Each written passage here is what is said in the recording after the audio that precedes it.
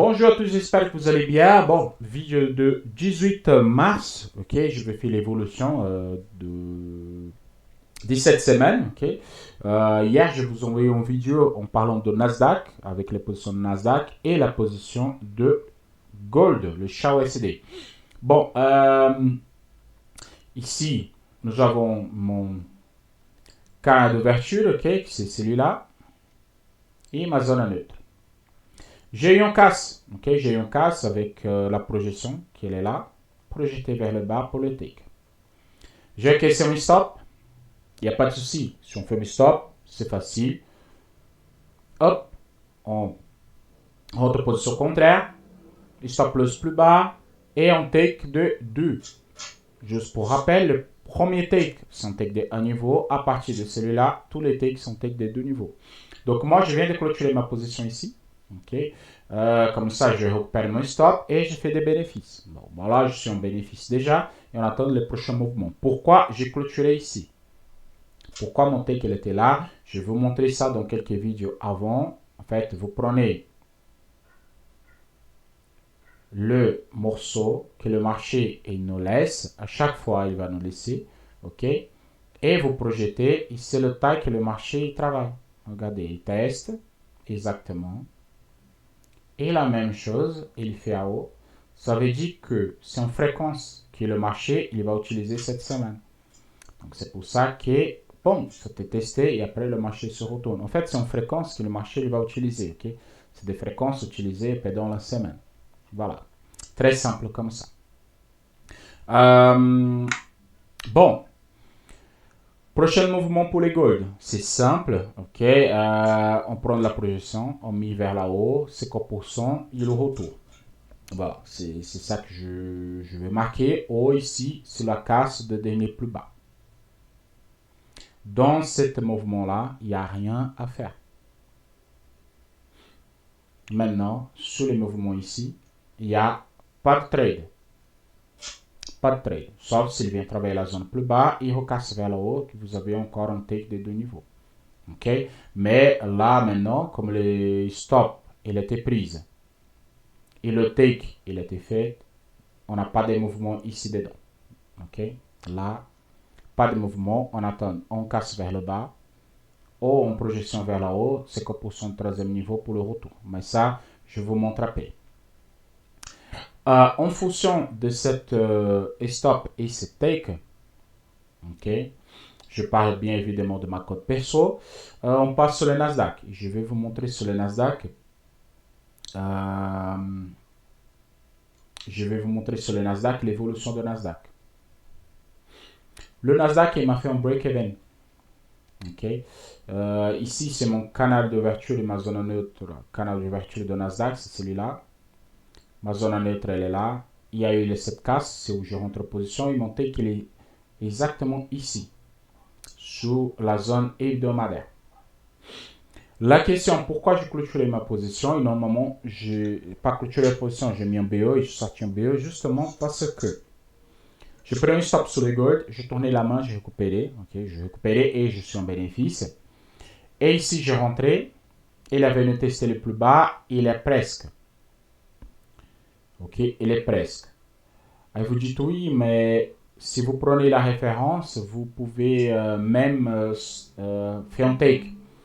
La question c'est si, bien évidemment, il est en taille correcte, ok, je mesure ici, je projette vraiment, ça fait le taille de take, il a touché, il était correct. Mais le problème, c'est que si je sors, si j'ai mis mon stop loss ou mon take profit ici et pas proche, vraiment j'ai mis très proche. Mon take pas sur la ligne, mais très proche. Pourquoi? Mon stop elle est là. Sinon le risque rassure, il est pas bien. Ok?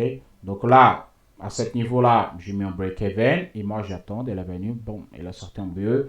Il n'y a pas de souci. Sortir un BE, c'est pas la fin du monde. Ok? C'est une chose qui me dérange pas prendre un BE. Mais là, le prochain pas, pour le Nasdaq, maintenant, c'est simple. Oh, il casse le plus bas, c'est celui-là. Oh, il vient travailler encore la zone ici pour ressortir vers là-haut. Je vais faire une chose pour être plus simple. C'est pas celui-là, c'est celui-là. Voilà, là c'est mieux. Donc le prochain pas pour le Nasdaq, s'il vient travailler la zone ici, il recasse vers là-haut, je rentre. Par contre, cette fois, pour un take de 1 encore, jusqu'à là. Pourquoi? Mon take de 1, il n'était pas fait. Ok? Il n'est pas fait encore. Donc il peut venir. Ou si on casse ici vers le bas, par contre la casse vers le bas, c'est pour un take de 1, take de 2. C'est pour un take de 2. Ok? Donc c'est un take complet, un take de 2. Simple comme ça. Il n'y a pas d'autres choses à faire là-dessus. Donc maintenant, j'attends le Nasdaq tranquillement. Petite alerte vers le bas. Petite alerte juste ici. Ok. Pas besoin de mettre toute alerte parce que s'il vient travailler la zone et tout ça, vous allez savoir. Ok. S'il rentre dans la zone ici, là, vous placez une alerte là pour vous dire on alerte ici, on alerte là. Mais pour ce moment, juste on alerte ici plus bas. C'est ça pour le Nasdaq, l'évolution du Nasdaq. Le Bitcoin. Le Bitcoin, je travaille sur le Bitcoin sur 5 minutes, ok, comme je vais vous montrer sur le nouvel format que j'ai fait les tests, j'ai fait les vidéos et maintenant je teste en réel. Je fais en réel, donc ça veut dire que je fais les trades tous les jours pendant quelques mois et jusqu'à maintenant ça passe super bien. Bon, hier on a eu ce trade, ok, c'était un take ici et après j'ai pris d'autres trades. J'ai pris celui-là et celui-là. Bon, c'est bien, c'est super bien passé. Et aujourd'hui, elle m'a fait la casse vers le bas et j'ai fait un take. Voilà. Donc je suis 3-0 cette semaine pour le Bitcoin. Et vraiment, le Bitcoin, il est pas mal sur 5 minutes. Il est très confortable à travailler. Vraiment très confortable. Franchement, moi je suis très surpris avec le Bitcoin et la régularité. Ça veut dire qu'il travaille correctement. Il travaille super bien. Vraiment très surpris, rien à dire sur le Bitcoin. Par contre, je fais un take de 1 niveau. Okay? Je ne cherche pas un take de 2 comme ici qui peut venir faire un take de 2. Non, c'est pas l'objectif. C'est juste un take de 1. Exemple, celui-là, il est largement suffisant. Pareil comme celui-là, il est largement suffisant. Okay? C'est toujours la même chose. Je vais juste faire rapidement. Voilà. 1, 2, 3 et 4. Ok. La minimale, il faut toujours prendre. L'ouverture, la première mèche ici, il faut toujours prendre. C'est cette mèche-là. Ok. La mèche supérieure ici, elle est optionnelle. Je pouvais faire mon canal ici, projeter vers là-haut. Ok. Et rentrer par là. Et le take, il était plus court. Le TP, il était plutôt ici. Okay? Voilà, donc, mais moi, non, j'ai pris le maximum, la mèche, j'ai projeté vers le bas, et ça fait le take quand même. Peu importe si vous prenez la mèche ou non, il va le faire. La unique chose que je parlais dans les vidéos, et je vous rappelle, c'est la première mèche, supérieure ou inférieure, il faut la prendre. Okay? Je crois que lundi, la mèche est supérieure. Voilà. La première mèche, voilà. Là, ici, la mèche était supérieure. Ici, la mèche était inférieure. Celui-là, il faut le prendre parce que c'est le point zéro de marché. Et quand il est casse ici, ça veut dire que le marché passe en négatif. Et quand il est casse ici, ça veut dire que le marché passe en positif. Voilà. Ok, donc, petite vidéo pour faire le point de la semaine. C'est encore mardi, encore toute la semaine à faire. Je souhaite à tous une excellente semaine de trading. On se voit à bientôt pour de nouvelles aventures. À la prochaine. Ciao, ciao.